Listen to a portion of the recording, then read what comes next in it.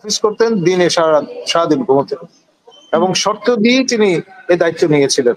এবং তৎকালীন মহামান্য রাষ্ট্রপতি প্রয়াত হুসাইন মোহাম্মদ এরশাদ তিনি এই শর্তে রাজি হয়েই তাকে এই মন্ত্রণালয় দেখাশোনার দেখভালের দায়িত্ব দিয়েছিলেন। শির দিব নাহি দিব আমামা, অনেকটা এই ভঙ্গিতে তারা বলেছেন যে ইলেকটেড গভর্নমেন্ট না আসা পর্যন্ত এই করিডোর ইস্যুতে তারা আপনার মীমাংসা চান না। তারা একদম ঝেড়ে কেশে আপনার অবস্থান ব্যক্ত করেছেন। আমাদের মহান স্বাধীনতা যুদ্ধ, সার্বভৌমত্ব, এইসব বিষয়ে কোনো আপোষ নেই। কাউকে কোন রকমের স্ল্যান্ডার করবার সুযোগ দেয়া হবে না। আমাদের মাননীয় নিরাপত্তা উপদেষ্টা এবং ডিফ্যাক্টো প্রতিরক্ষা বিষয়ে যে দেখাশোনা করেন আমাদের খলিলুর রহমান ওরফে রজার রহমান, তিনি শৃগালের মতো ধূর্ত এবং সিংহের মতো সাহসী একজন পুরুষ। ম্যাকিয়াভেলি কিংবা কৌটিল্য কিংবা জাক রুশোর মতো ব্যক্তিত্ব বা মনীষীদের দৃষ্টিতে এইরকমটাই প্রতিভাত হওয়ার কথা। তিনি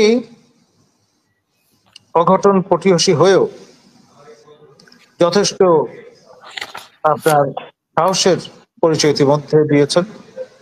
আমাদের মাননীয় সেনাপ্রধান যখন বিদেশ সফরে ছিলেন সেই সময় আমাদের Nobel laureate professor doctor Yunus মাননীয় প্রধান উপদেষ্টাকে ইমপ্রেস আপন করে হাই রিপ্রেজেন্টেটিভ যে কভেটেড পজিশন, তার পাশাপাশি আপনার নিরাপত্তা উপদেষ্টার দায়িত্ব নিয়েছেন। আমার জানা মতে আমাদের এই প্রতিরক্ষা মন্ত্রণালয়ের নিরাপত্তার ইস্যুতে যে ইতিহাস আছে সেখানে একমাত্র বিএনপির অন্যতম প্রতিষ্ঠাতা মশিউর রহমান জাদু মিয়ার জ্যেষ্ঠ পুত্র আপনার শফিকুল গনি স্বপন মহোদয় একবার প্রতিরক্ষা প্রতিমন্ত্রী হয়েছিলেন এবং জেনারেল এরশাদের আমলে, জেনারেল এরশাদ ছিলেন সেনানায়ক, তিনি মহামান্য রাষ্ট্রপতি। ফলে এই বিষয়টি তাকে নিশ্চিন্তে এই দায়িত্ব দিয়েছিলেন এবং ব্যতিক্রমী যে বিষয়টি ছিল তার সঙ্গে মিল ছিল আমাদের সৈয়দ আশরাফ মহোদয়ের। এই ভদ্রলোক সারা রাত কাজ করতেন, সারা রাত অফিস করতেন, দিনে সারাদিন ঘুমোতেন এবং শর্ত দিয়েই তিনি এই দায়িত্ব নিয়েছিলেন। এবং তৎকালীন মহামান্য রাষ্ট্রপতি প্রয়াত হুসাইন মোহাম্মদ এরশাদ তিনি এই শর্তে রাজি হয়েই তাকে এই মন্ত্রণালয় দেখাশোনার দেখভালের দায়িত্ব দিয়েছিলেন। আপনার আমাদের রজার রহমান ওরফে খলিলুর রহমান তিনি একজন সিভিল, আমার জানা মতে ক্যারিয়ার ডিপ্লোমা।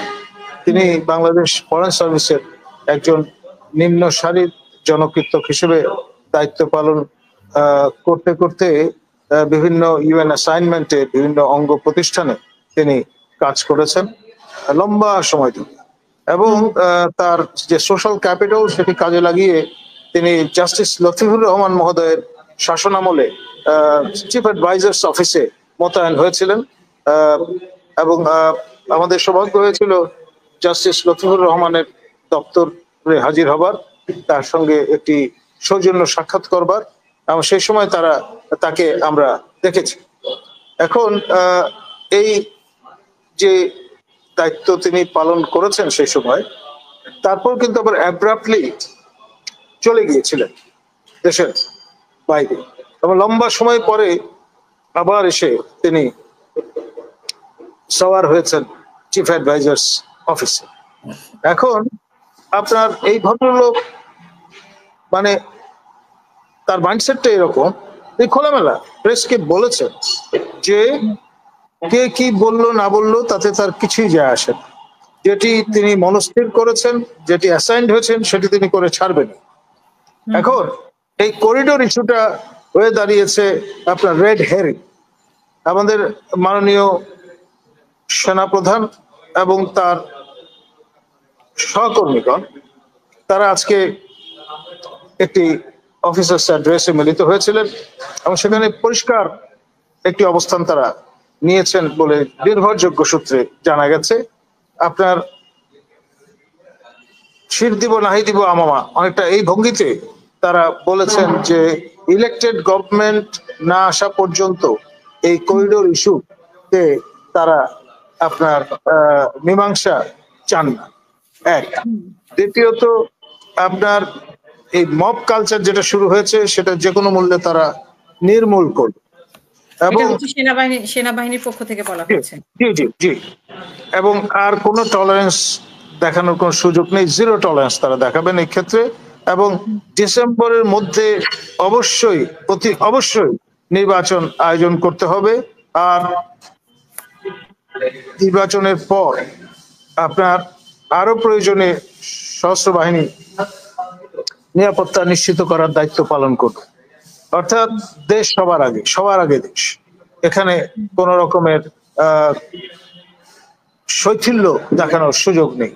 আর ইন্টারিম গভর্নমেন্ট নির্বাচন আয়োজন করার ব্যবস্থার জন্যই তাদের মোতায়েন রাখা হয়েছে। তাদের অন্য কোনো লং টার্ম ইস্যুতে মাথা ঘামানোর কোনো প্রয়োজন আছে বলে তারা মনে করেন না। এবং আমাদের আর্ম ফোর্সেসকে অন্ধকারে রেখে কোন রকমের সিদ্ধান্ত চাপিয়ে দেওয়ার চেষ্টা করাটা কতটা বিজ্ঞ জনচিত কাজ হচ্ছে সে ব্যাপারেও কিন্তু তারা একটি প্রশ্ন তুলেছে। এখন যেহেতু বিষয়টি ক্লাসিফাইড, রেস্ট্রিক্টেড, সেই জন্য ফর্মালি কাউকে আমরা কোট করব না, কিন্তু সোশ্যাল মিডিয়ামে ইতিমধ্যে আমরা দেখেছি প্রায় 27টা পয়েন্টের সর্ট অফ বুলেট পয়েন্ট ভেসে বেড়াচ্ছে। এবং বাংলাদেশে কোনো কিছুই গোপন থাকে না। এমনকি সেই বৈঠকেও আলোচনা হয়েছে যে আমরা যে আলোচনা করছি এটা অচিরেই দেখা যাবে সোশ্যাল মিডিয়ামে চলে গেছে।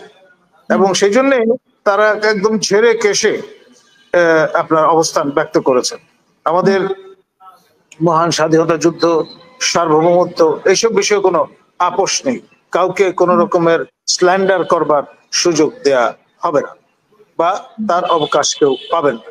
এই সব বিষয়গুলো নিয়েও কিন্তু তারা বিস্তৃত আলোচনা করেছেন। এবং মজার ব্যাপার হচ্ছে আমাদের এই সেনা সমাবেশের পরে আপনার আমাদের মাননীয় নিরাপত্তা উপদেষ্টা রজার ওরফে খল্লুর রহমান এবং তার সহকর্মী আমাদের সবার পরিচিত শফিক মহোদয়, যিনি স্পোকসম্যান, তিনি তাকে পাশে রেখে লাইভ প্রেস কনফারেন্সে যুক্ত হয়েছেন এবং তার মতো করে অসাধারণ ধূর্ততার সঙ্গে তিনি ব্যাখ্যান হাজির করবার চেষ্টা করেছেন যে যা কিছু বলা হচ্ছে তা সঠিক নয় এবং কারোর সঙ্গে এই করিডোর বিষয়ে তাদের কোনো আলোচনা হয়নি।